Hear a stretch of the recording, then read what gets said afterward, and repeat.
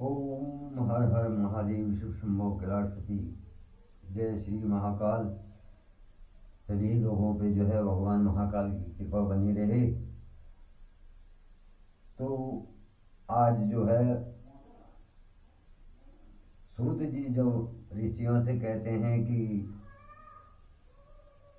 भगवान महाकाल की पूजा स्थापना कैसे करनी चाहिए और उनका क्या क्या लाभ होता है, मूर्ति पूजा से क्या लाभ होता है और लिंग पूजा से क्या लाभ होता है, तो तब ऋषि जो हैं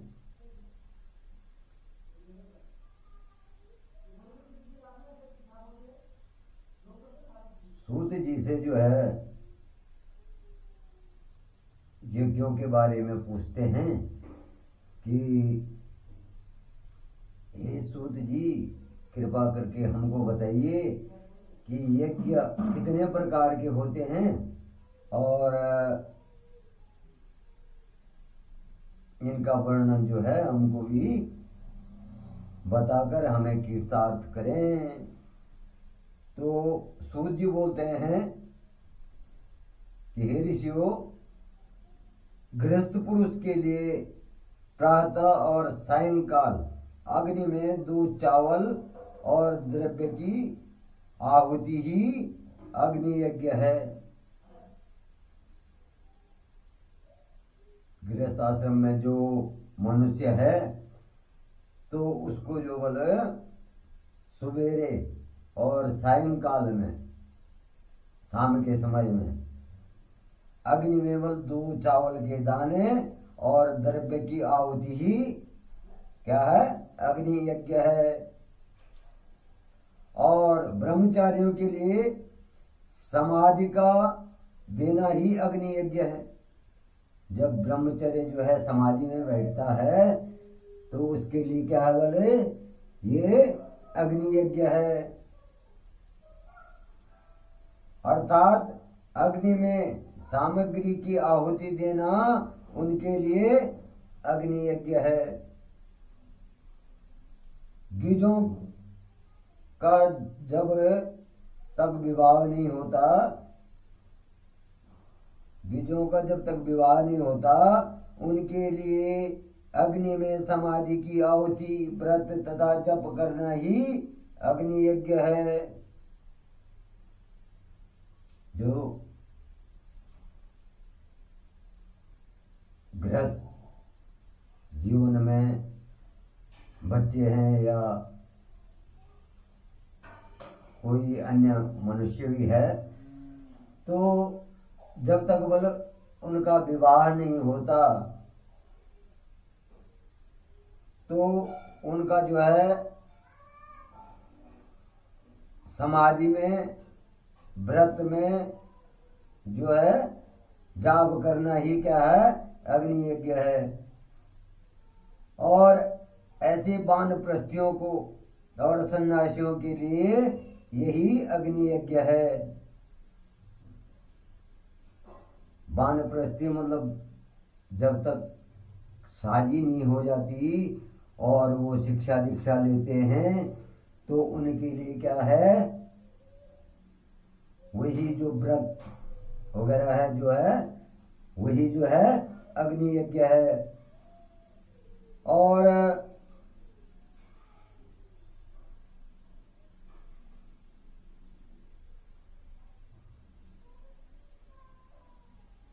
वो अग्नि यज्ञ क्या है, समय पर किया गया यज्ञ क्या होता है, हितकर और पवित्र।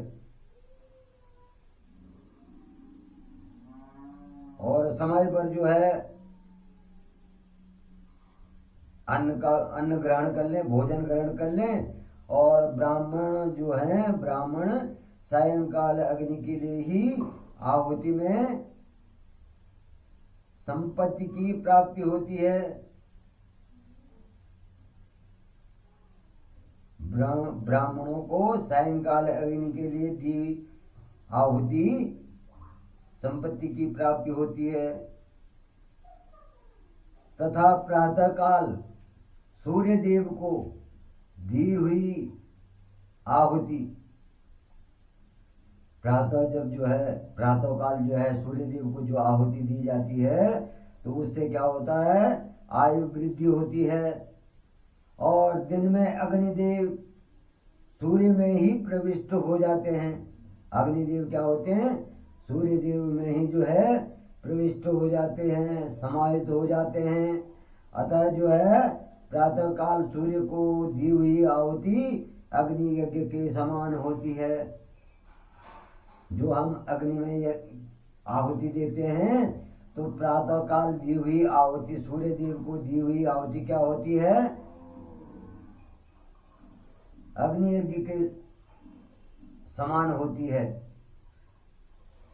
इंद्र आदि समस्त देवताओं को प्राप्त करने के उद्देश्य से जो आहुति अग्नि में दी जाती है वह देव यज्ञ कहलाती है। जो इंद्र आदि देवता हैं उनकी कृपा पाने के उद्देश्य से जो आहुति दी जाती है, अग्नि में जो आहुति दी जाती है वो देव यज्ञ कहलाई जाती है।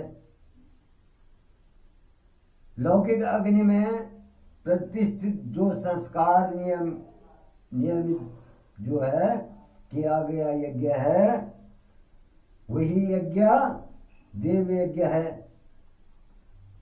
और जो हम देवताओं को प्रसन्न करने के लिए जो है यज्ञ करते हैं और नियम और विधि पूर्वक जो यज्ञ करते हैं और मनुष्यों को उस यज्ञ से देवताओं की जो हम तृप्ति के लिए प्रतिदिन ब्रह्म यज्ञ करना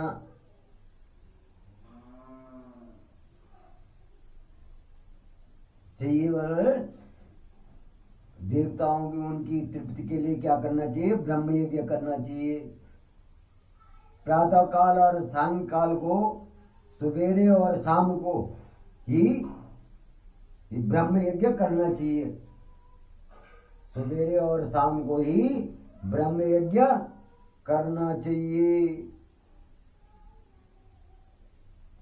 तो वो कहने लगे कि अग्नि के बिना देव यज्ञ कैसे होता है।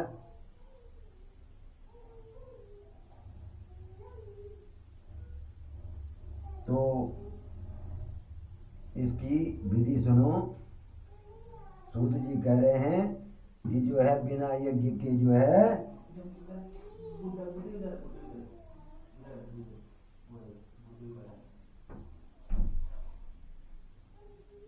जो बिना अग्नि के जो है यज्ञ होता है, देव यज्ञ कैसे कहते होता है वो, जो बोले श्रद्धा और आदर से इसे सुनता है। सृष्टि के आरंभ में सर्वज्ञ और सर्वसमर्थ महादेव शिव जी ने समस्त लोगों के उपकार के लिए ये जो है आरंभ किया। वारों के इसके जो है जो देव यज्ञ है उसको करने के लिए बार उनका जो है आरंभ किया। भगवान शिव संसार स्वरूपी रोग को दूर करने के लिए वैद्य हैं और वार की रचना की जो आरोग्य प्रदान करने वाला है। जो भगवान शंकर ने वारों की जो है रचना की तो वो क्या है, औषधि के समान है। और इन वारों में की गई जो इन वारों में जो यज्ञ किया गया है वो क्या है, औषधि के समान है। और माया शक्ति का वार बनाया। उसके पश्चात जो क्या किया, माया शक्ति का वार बनाया। और जन्म काल में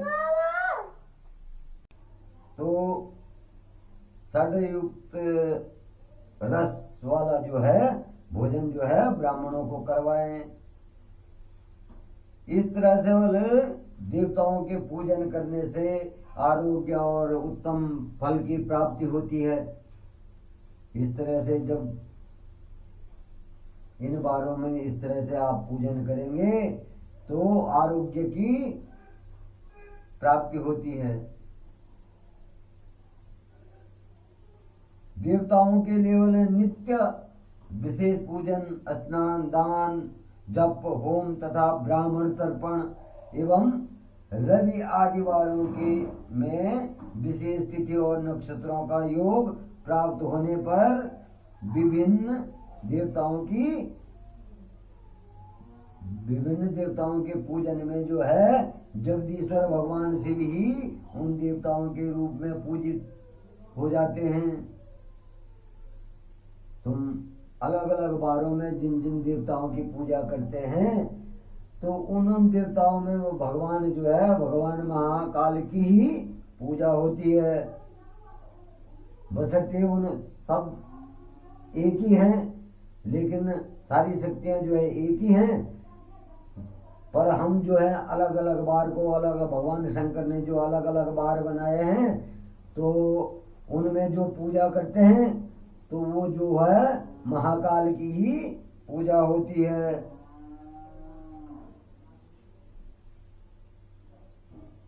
और भगवान शंकर की कृपा प्राप्त होती है। कालपात्र, द्रव्य, श्रद्धा एवं लोक के अनुसार उनका ध्यान रखते हुए महादेव जी ने जो है महादेव की आराधना करने वालों को आरोग्य आदि फल प्राप्त होते हैं। मंगल कार्यों के बल आरंभ में और अशुभ कार्यों के लिए अंत में तथा जन्म नक्षत्रों के लिए आने पर गृहस्थ पुरुष अपने घरों में आरोग्य की वृद्धि के लिए सूर्य ग्रह का पूजन करें, भगवान सूर्य की पूजा करें और इससे वाले भगवान महाकाल की कृपा से देवताओं की कृपा होती है। तो मनुष्यों को 7 दिन अपनी शक्ति के अनुसार देव पूजन करना चाहिए। देव पूजन जो है 7 दिन करना चाहिए। निर्धन मनुष्य तपस्या और व्रत आदि से धनी धनवान धन के द्वारा देवी देवताओं की आराधना करे। धनी आदमी जो है धन के द्वारा देवी देवताओं की आराधना करे, पूजा प्रतिष्ठा करे।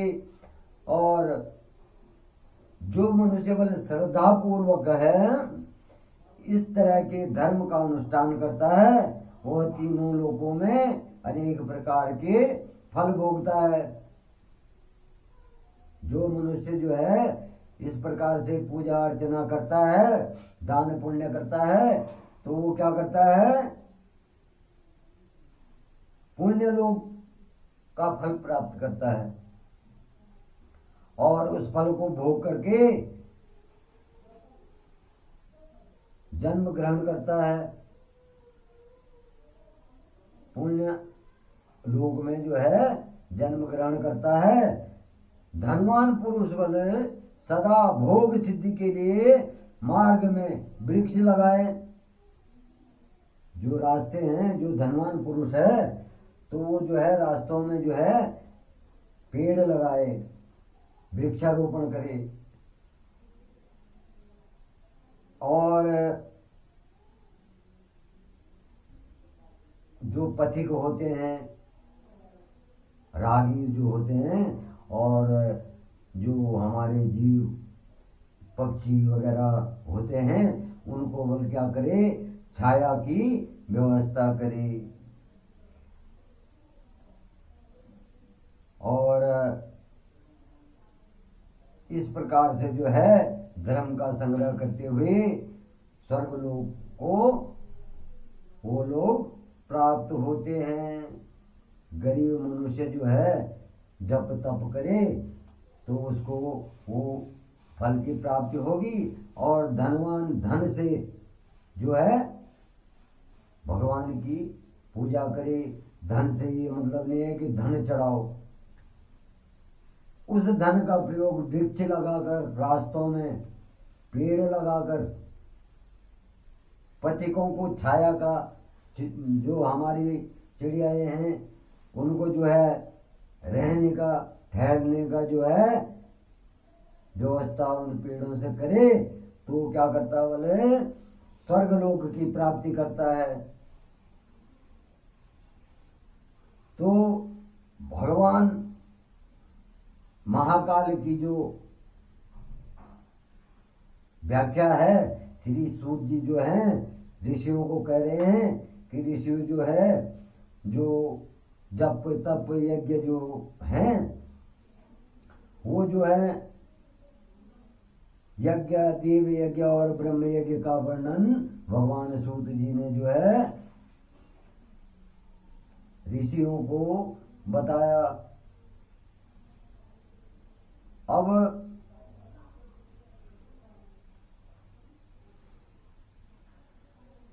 उसके आगे सूत जी देश, काल, पात्र और दान का विचार ऋषियों को सुनाएंगे। ऋषि कह रहे हैं कि समस्त पदार्थों के जो है ज्ञाताओं में श्रेष्ठ सूत जी हमसे देश, काल और दान का वर्णन करें। तो